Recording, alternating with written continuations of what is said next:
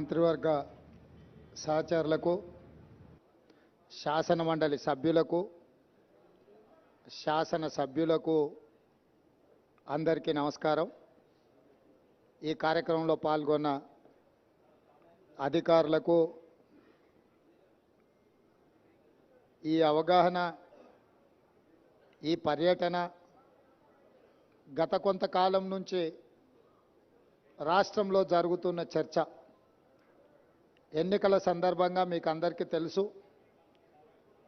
Medigadda barrage కుంగినప్పుడు మేమందరం ఇక్కడికి రావాలనుకుంటే పోలీసు నిర్బంధాలతో రానివ్వలేదు. అయినా శ్రీ రాహుల్ గాంధీ గారు, నేను, మిత్రుడు శ్రీధర్ బాబు గారు ఎన్నో వ్యయ ప్రయాసాలు కోర్చి ఎన్నికల అధికారులను పట్టుబట్టి అనుమతి సాధించి మేడిగడ్డ బ్యారేజ్ సందర్శనకు ఆ రోజు మేము రావడం జరిగింది. అయితే ఆ రోజు ఎన్నికల ప్రణాళికలో భాగంగా పూర్తి స్థాయిలో ప్రాజెక్టు యొక్క కుంగుబాటు కానీ జరిగిన అవకతవకల మీద పూర్తిగా చూడడానికి సమయము సరిపోలేదు. అదేవిధంగా గత ప్రభుత్వము ఏమాత్రం ఇటువైపు ఎవరిని రానియకుండా వాళ్ళు చేసిన తప్పిదాలు, కుంగిపోయిన మేడిగడ్డ బ్యారేజ్ను ఎవరు చూడకుండా కప్పిపుచ్చి తమ తప్పిదాల నుంచి తప్పించుకోవాలనే ప్రయత్నం చేయడము, అదేవిధంగా మా ప్రభుత్వం అధికారంలోకి వచ్చిన తర్వాత నేషనల్ డ్యామ్ సేఫ్టీ అథారిటీ ఏదైనా ఇచ్చిన నివేదిక, ఈ ప్రాతిపదికన విజిలెన్స్ అండ్ ఎన్ఫోర్స్మెంట్ అని ఉత్తమ్ కుమార్ రెడ్డి గారు ఆదేశాలు ఇచ్చి జరిగిన అవకతవకల మీద విచారణ చేపట్టి ప్రాథమికంగా ఒక నివేదికను ఇవ్వమని చెప్పడంతో వారు నివేదికను రాష్ట్ర ప్రభుత్వానికి ఇవ్వడం జరిగింది. ఆ నివేదికలో ప్రాజెక్టుల యొక్క డిజైన్స్లో లోపము, ప్రాజెక్టుల యొక్క నిర్మాణంలో లోపము, ప్రాజెక్టుల యొక్క నిర్వహణలో లోపము, ప్రాజెక్టుల యొక్క అంచనా, ఒక్క మేడిగడ్డ విషయానికి వస్తే 1800 చిల్లర కోట్లతో మొదలుపెట్టి 4000కు పైగా కోట్లకు పెంచి అంచనాలను పెంచి పాల్పడిన అవినీతి.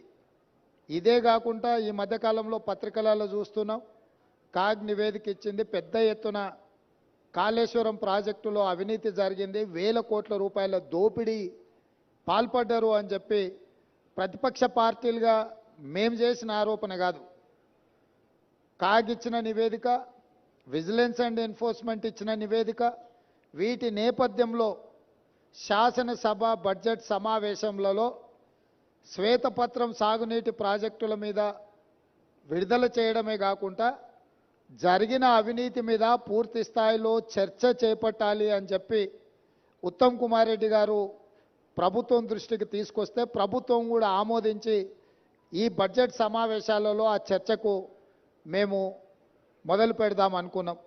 ఎప్పుడైతే గోదావరి జలాల మీద నిర్మించాలనుకున్న కాళేశ్వరం ప్రాజెక్టు రీడిజైనింగ్ పేరు మీద చంద్రశేఖరరావు కొల్లగొట్టిన 1000 కోట్ల రూపాయల మీద చర్చకు శాసనసభలో తెర లేపాలనుకున్నామో చంద్రశేఖరరావు గారికి పూర్తిగా అర్థమైపోయింది.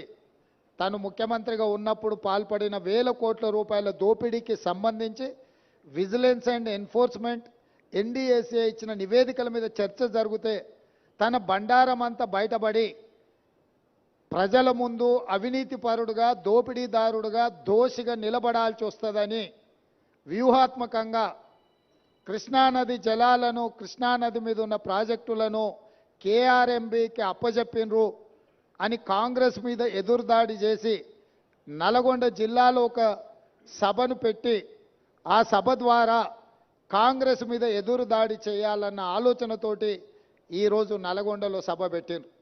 ఇవాళ నల్గొండ సభలో వారు ఎంత శుద్ధపూసలాక మాట్లాడుతుండే అంటే, ఇక సత్యహరిశ్చంద్రుడే ఇంకో అవతారం ఎత్తి చంద్రశేఖరరావు రూపంలో జన్మెత్తిండు, ఈ సత్యహరిశ్చంద్రుడి శీలాన్ని మీరు శంకిస్తారా? చావు నోట్లో తలబెట్టి నేను తెలంగాణ సాధించిన అని మళ్ళీ 1 కోటి 1వ అబద్ధం చెప్పిండు.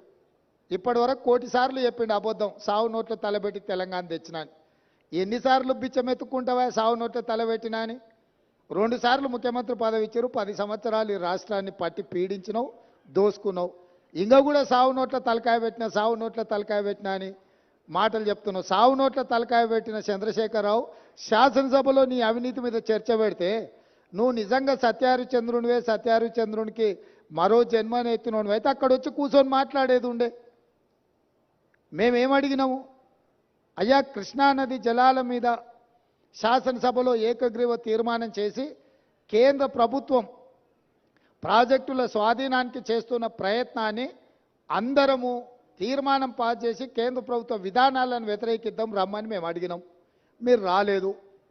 కేంద్ర ప్రభుత్వానికి కాంగ్రెసే అప్పజెప్పిందని అబద్ధాలు నువ్వు చెప్తే వాస్తవాలను డిసెంబర్ 1, 2023 నాడు మీరు ముఖ్యమంత్రిగా మీ కార్యదర్శి స్మితా సబర్వాల్ గారు రాసిన లేఖను అప్పజెప్పడానికి పూర్తిగా మీరు చేసిన ప్రయత్నాన్ని ఆధారాలతో సహా శాసనసభలో ప్రభుత్వం బయటపెట్టింది. దాని తర్వాత నేనేమన్నా, కాళేశ్వరం మీద ఎంతోమందికి అపోహలు ఉన్నాయి, అనుమానాలు ఉన్నాయి, అక్కడికి ఎవరిని రాణిస్తలేరు, అక్కడికి ఎవరైనా వెళ్తే పోలీసులు అడ్డుకుంటున్నారని తెలంగాణ సమాజంలో ఎన్నో అనుమానాలు ఉన్నాయి.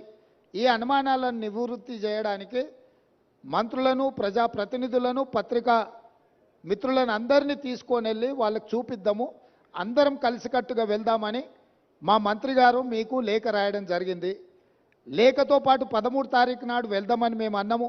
ఒకవేళ మీకు ఏవైనా ఇతరత్ర కార్యక్రమాలు ఉంటే మీరు తారీఖు మార్చమన్నా మారుస్తామని చెప్పి శాసనసభలోనే స్వయంగా నేనే మీకు చెప్పడం జరిగింది. ఒకవేళ బీఆర్ఎస్ నాయకులకు 13 తారీఖు నాడు ఇతర కార్యక్రమాలు ఉంటే మీరు నిర్ణయించిన తారీఖు నాడు అఖిలపక్షం అందరము అక్కడికి వెళ్దాము, పత్రికల వాళ్ళని తీసుకెళ్దాము, అక్కడ జరుగుతున్న పరిణామాలు, నిర్మాణంలో లోపాలను, దాని మీద తీసుకోవాల్సిన చర్యల్ని ప్రజల సమక్షంలోనే, ప్రజా కోర్టులోనే చర్చించుకుందామని రమ్మని చెప్పినాము. మీరు రాలేదు. రాకపోను శాసనసభలో చర్చకు కూడా మీరు రాలేదు. శాసనసభలో జరిగిన చర్చలో మీరు పాల్గొనలేదు. శాసనసభకే మీరు రావడానికి కాలు విరిగిందనే ఒక నెపాన్ని అడ్డం పెట్టుకున్నారు. కాలు ఇరిగిన చంద్రశేఖరరావు ఈరోజు నల్గొండకు పోయిండు. నేను అడుగుతున్నాయా, శాసనసభ దగ్గరుందా, నల్గొండ జిల్లా దగ్గరుందా? నల్గొండకి వెళ్ళి బహిరంగ సభలో సానుభూతి పొందాలనే ప్రయత్నం చేస్తున్నాడు చంద్రశేఖరరావు. సానుభూతి పొందడానికి మీరు దవాఖానలు ఉన్నప్పుడు మేమందరం వచ్చినాం, సానుభూతి చూపించినాం. సానుభూతి చూపించాల్సిన సందర్భంలో ప్రజలు కానీ ప్రతిపక్షాలు కానీ మేమందరం సానుభూతి చూపించినాం. ఈరోజు కేవలం కాళేశ్వరం అవినీతి మీద చర్చ జరగకుండా, కాళేశ్వరంలో మీ దోపిడీని ప్రజల దృష్టిలో పడకుండా ఉండడానికే ఈరోజు మీరు నల్గొండ అక్కడ ఏదో పెద్ద సభ పెట్టినా అని మీరు మాట్లాడుతున్నారు. ప్రజలకి ఈ మాత్రము అవగాహన లేదని మీరు అనుకుంటున్నారా చంద్రశేఖరరావు గారు?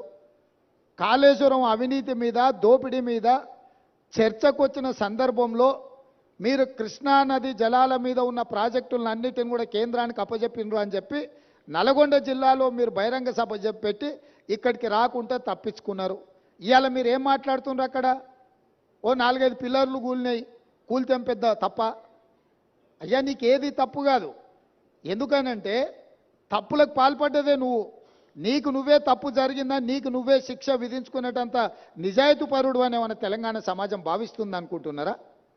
మీ దోపిడీకి మేడిగడ్డ బలైపోయింది, అన్నారం సుందిల్లా సున్నమైపోయినాయి. ఈరోజు కాళేశ్వరము మీ 1,00,000 కోట్ల దోపిడీకి బలైపోయింది. అందుకే మీరు దీన్ని చాలా అల్కగా తీసుకుంటున్నారు. ఇక్కడ వచ్చిన వాళ్ళని చులకన చేసి మాట్లాడుతున్నారు. మీరు ఈరోజు ఇక్కడికి రాకపోవడం ఒక తప్పిదమైతే ఇక్కడ తీసుకున్న కార్యక్రమాన్ని చులకన చేసి తిట్టడం అనేది మీ దిగజారుడు తనానికి నిదర్శనం చంద్రశేఖరరావు గారు. ఈరోజు ఆయన మాట్లాడుతున్నాడు, మీరు కేఆర్ఎంబి మీద మీకు అవగాహన లేకపోతే నడితే అన్న ఎట్లా చేద్దామని మాట్లాడితే నేను సలహా చెప్పటోని. అయ్యా, శాసనసభలో చర్చ పెట్టినాం, సలహా చెప్పమని అడిగినాం. శాసనసభలో నేను స్పీకర్ గారికి విజ్ఞప్తి చేసిన, దయచేసి మాజీ ముఖ్యమంత్రి గారికి ఆదేశాలు ఇవ్వండి, అవసరమైతే సభను వాయిదా వేయండి, వారు వచ్చినాక వారి సలహా సూచనలు తీసుకున్న తర్వాతనే తీర్మానం చేద్దామని చెప్పినాం. ఉత్తమ్ కుమార్ రెడ్డి గారు పెట్టిన తీర్మానంలో లోపాలు ఉన్నాయి, అది కూడా సక్కలేదన్నాడు. సక్కలేని తీర్మానానికి నీ అల్లుడు స్వాతిముత్యం ఎట్లా మద్దతు ఇచ్చింది ఏకగ్రీవంగానే? అందుకే 4 సార్లు అడిగిన. శాసనసభలో మీరందరూ చూశారు కదా మీడియా మిత్రులు, ఉత్తమ్ కుమార్ రెడ్డి గారు ఈ ప్రాతిపదికన తీర్మానాలు పెట్టినరు.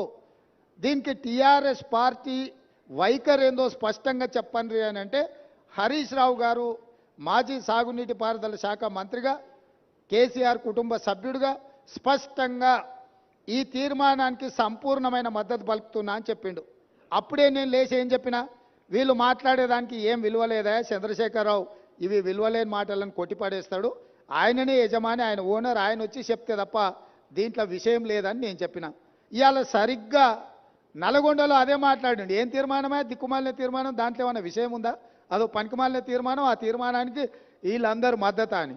మరి ఒకవేళ తీర్మానంలో లోపాలు ఉంటే మీరు వచ్చి సవరించేది ఉండే, లేదు మీ ప్రతినిధిగా మాట్లాడిన హరీష్ రావు గారు ఇది తప్పు, ఈ తీర్మానంలో లోపాలు ఉన్నాయి, దీన్ని సవరిస్తున్నామని తీర్మానం సవరించి ప్రతిపాదించేది ఉండే. నేను చెప్పింది చెప్పినట్టుగా హరీష్ రావు గారు లాంటి వాళ్ళకి ఆ పార్టీలో విలువ లేదు, వాళ్ళ మాటల పట్ల విశ్వాసం లేదు, అందుకే చంద్రశేఖర్ రావాలని మేము అడిగినాము, మీరు రాలేదు. ఇవాళ అంటున్నాడు ఆయన, ముఖ్యమంత్రి గారు అఖిలపక్షాన్ని ఢిల్లీకి తీసుకెళ్ళాలని. ముఖ్యమంత్రి గారు అఖిలపక్షాన్ని ఢిల్లీకి తీసుకెళ్తాను, ఒకవేళ శాసనసభలో మీరు వచ్చి మీరు ఆ ప్రతిపాదన పెట్టండి. మా ప్రభుత్వము వినడానికి, ప్రజలకు మేలు జరిగే విధానాలు చేపట్టడానికి స్పష్టంగా ఒక స్పష్టతతో ఉన్నది. మీరు నల్గొండకెళ్ళి గక్కడేదో సభ పెట్టి దిక్కుమాలిన మాటలు మాట్లాడే కంటే శాసనసభ జరుగుతుంది. ప్రధాన ప్రతిపక్ష నాయకుడిగా 10 సంవత్సరాలు ముఖ్యమంత్రిగా పనిచేసిన మీరు, 20 ఏళ్ల నుంచి తెలంగాణ కోసం కొట్లాడినని చెప్పుకునే మీరు సభకి ఎందుకు రావడం లేదు? ఇవాళ బెదిరించి బతకాలని చూస్తున్నాడు, బ్లాక్మెయిల్ చేసి బతకాలని చూస్తున్నాడు కేసీఆర్ గారు. మమ్మల్ని వెంటాడతాడంట ఆయన. అయ్యా రా, మంచిది, మేమేం అల్లాటప్పగా ఏమి ఇక ఆ కుర్చీలో కూర్చోలే. ప్రజల దగ్గరికి వెళ్ళి ప్రజలు ఓట్లేసి ప్రజలు ఎన్నుకున్న ప్రభుత్వం అక్కడ ఉంది.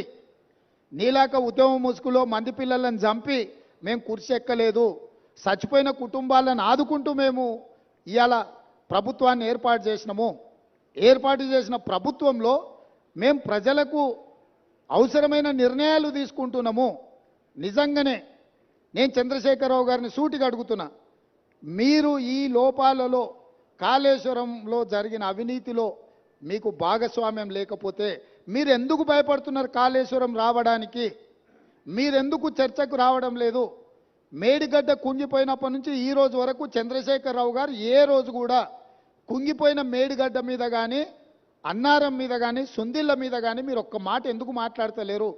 శాసనసభలో చర్చ పెడితే మీరు మొహం ఎందుకు చాటేసిండ్రు? అదేవిధంగా కేఆర్ఎంబీ మీద ప్రాజెక్టులను అప్పచెప్తున్నామని చెప్పి మీ కార్యదర్శి గారు మాట్లాడిన విషయాలు ఉత్తమ్ కుమార్ రెడ్డి గారు లేఖ బయట పెడితే దాని మీద మీరు ఎందుకు స్పందిస్తలేరు? మీ కార్యదర్శి గారు మీ అనుమతి తీసుకొని లేఖ రాసినా, మీ అనుమతి లేకుంటేనే లేఖ రాసినా ప్రజలకు వివరించాల్సిన బాధ్యత మీకు లేదా? ఈరోజు కాళేశ్వరం అవినీతి మీద చర్చ జరిగినప్పుడు ఈ అవినీతి గురించి చర్చ జరగకుండా ఉండాలి అని, ఈ సమస్యను తప్పుదోవ పట్టించాలని ఈరోజు మీరు నల్గొండలో మీటింగ్ పెట్టినరు. మీరు మీటింగులు పెట్టి రాష్ట్రానికి ఏదైనా ప్రయోజనం చేకూర్చే మాటలు ఏమైనా మాట్లాడినరా? ఆయన అక్కడి నుంచి మాట్లాడుతున్నాడు మళ్ళీ అధికారంలోకి వస్తామని. నువ్వు చేసిన పనికి నిన్ను అధికారంలోకా? ముందే ప్రజలకి విషయాలు తెచ్చుకుంటే ఆ ప్రతిపక్ష హోదా కూడా నీకు రాకపోతుండే. ఇవాళ ప్రతిపక్ష నాయకుడిగా నీ బాధ్యతను నువ్వు నెరవేర్చకుండా పారిపోయి శాసనసభకు రాకుండా ముఖం చాటేసి ఇంకెక్కడికి వెళ్తావని నేను అడుగుతున్నా. మీకు 39 మంది ఎమ్మెల్యేలను ఇచ్చి ప్రతిపక్ష నాయకుడు హోదా ఇస్తే సభలోకి వచ్చి సమస్యల మీద చర్చించకుండా పారిపోయి ఈరోజు మీరు ఏ రకంగా ప్రజల ముందుకు వస్తారు? ఏ ముఖం పెట్టుకొని వచ్చిండ్రు?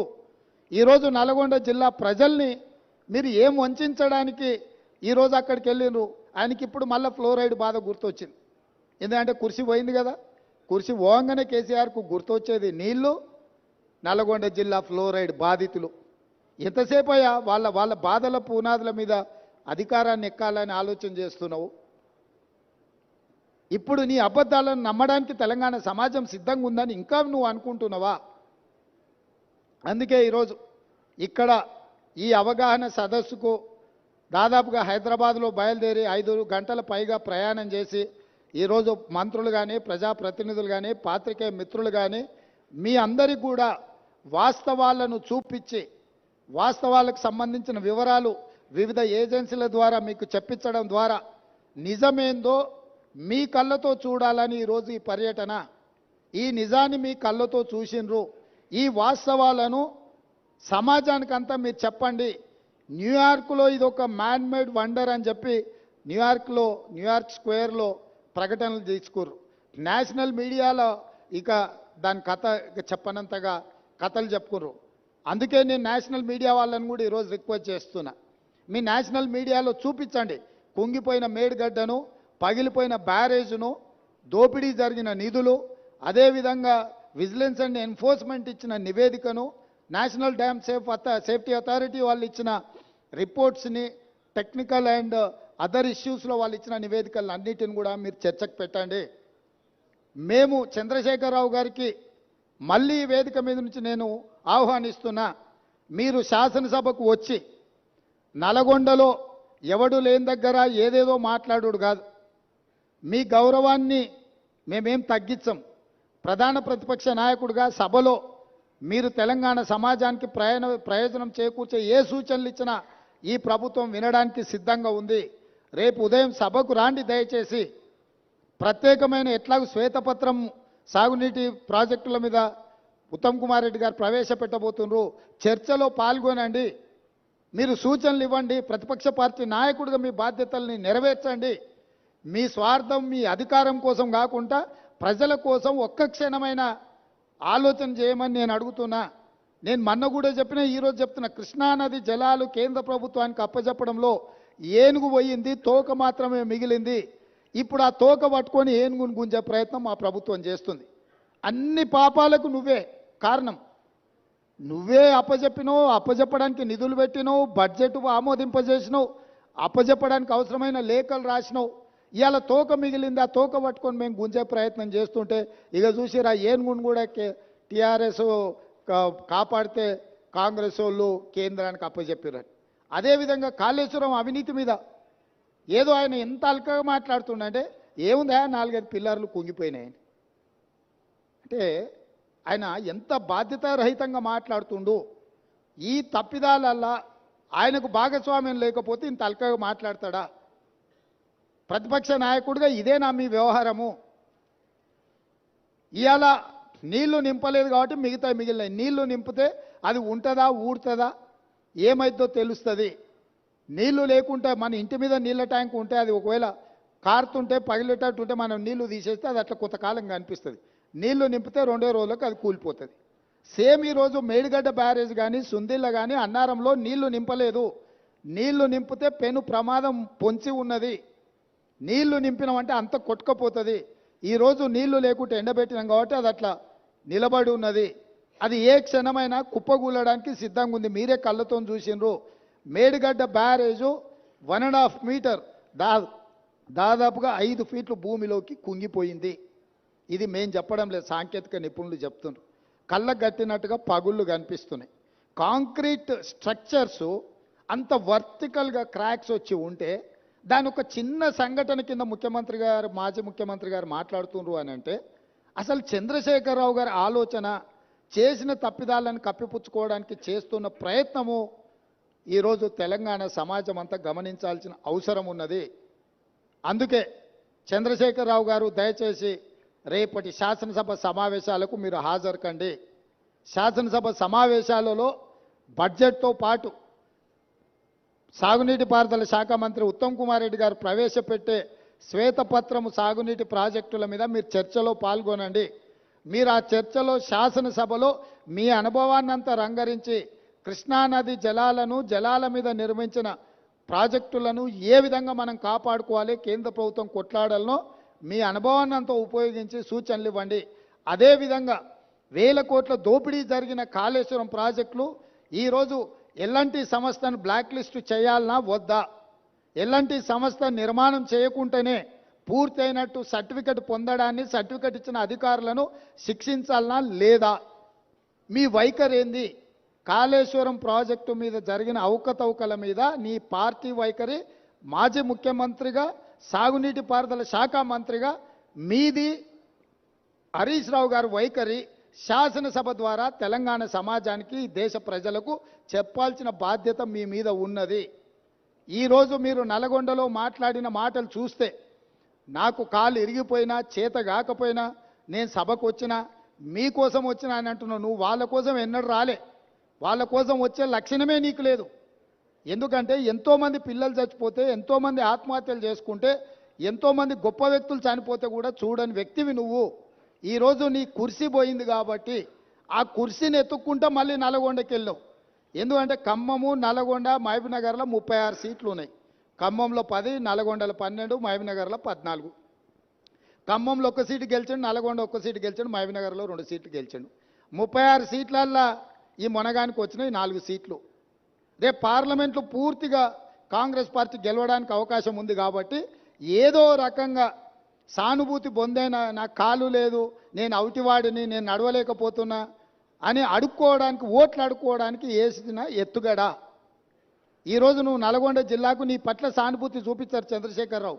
ఎందుకనంటే నువ్వు పచ్చిగా పట్టుబడ్డావు అవినీతి పరుడుగా. ఈ తెలంగాణను దోసుకున్నావు కాబట్టి నిన్న కుర్చీలకి వెళ్ళి దించిండ్రు. దించి 60 రోజులు కూడా కాలేదు, అప్పుడే అడుక్కునే పని మొదలుపెట్టిన అవతారం మార్చి. ఇప్పుడు ఎక్స్ట్రా ఏమొచ్చిందంటే వీల్ చైర్ వచ్చింది. ఒకప్పుడేమో మంచంలో వండుకున్నాడు నిజాం హాస్పిటల్లో, దాంతో సానుభూతి పొందిండు. ఆ కథ 10 ఏళ్ళు అక్కడికి వచ్చింది ఆయనకు. ఇప్పుడు ఆ కథ పోయింది కాబట్టి వీల్ చైర్కి వచ్చిండు. నల్గొండకు పోగలిగినోనివి గా పక్కలున్న కూతవేటి దూరంలో ఉన్న శాసనసభకు రాలేవా? ఎందుకు వస్తలేవు? బండారం బయటపడుతుందనా? లేకపోతే పచ్చిగా పట్టుబడి నీ దోపిడీ ప్రజలకంత అర్థమవుతుందనా? ఆయన ఏదో మమ్మల్ని భయపెట్టాలని చూస్తుండు. భయపడనని ప్రగల్భాలు పడుతూ భయపడకు, రా సభకు రా. ఎవరొద్దంటారు నిన్ను? సభలో వచ్చి మాట్లాడు. నేను స్పీకర్ గారికి విజ్ఞప్తి చేసిన, చంద్రశేఖరరావు గారు వస్తే ఎంతసేపు మాట్లాడతాడు అధ్యక్ష, మీరు మైక్ ఇవ్వండి, వారి అనుభవం అంతా ఉపయోగించి ఏం మాట్లాడతారో మాట్లాడండి. మేము కూడా విజ్ఞప్తి చేసినాం స్పీకర్ గారికి. స్పీకర్ గారు కూడా మీకు స్వేచ్ఛగా మీ పార్టీకి మైక్ ఇస్తున్నాడు, ఎక్కడ మీ మైక్ కూడా కట్ చేయలేదు. కాబట్టి ఈరోజు ఈ కాళేశ్వరం యొక్క అవినీతి మీద ఇంతమంది పర్యటన ఉంది కాబట్టి ఈ అవినీతి మీద చర్చ జరగకుండా ఉండడానికి నల్గొండలో కేసీఆర్ గారు సభ ఏర్పాటు చేసుకున్నారు. నల్గొండ జిల్లాలో మనుషులు దొరక్కపోతే పాత ఉమ్మడి మహబూబ్నగర్ జిల్లాలో కల్వకుర్తి నుంచి బస్సులు పెట్టి జనాలను దొలకపోయారా? బస్సులు 100 ఉన్నాయి, మంది 10 మంది ఊరు. నీ ఏషం అట్లుంది చంద్రశేఖరరావు.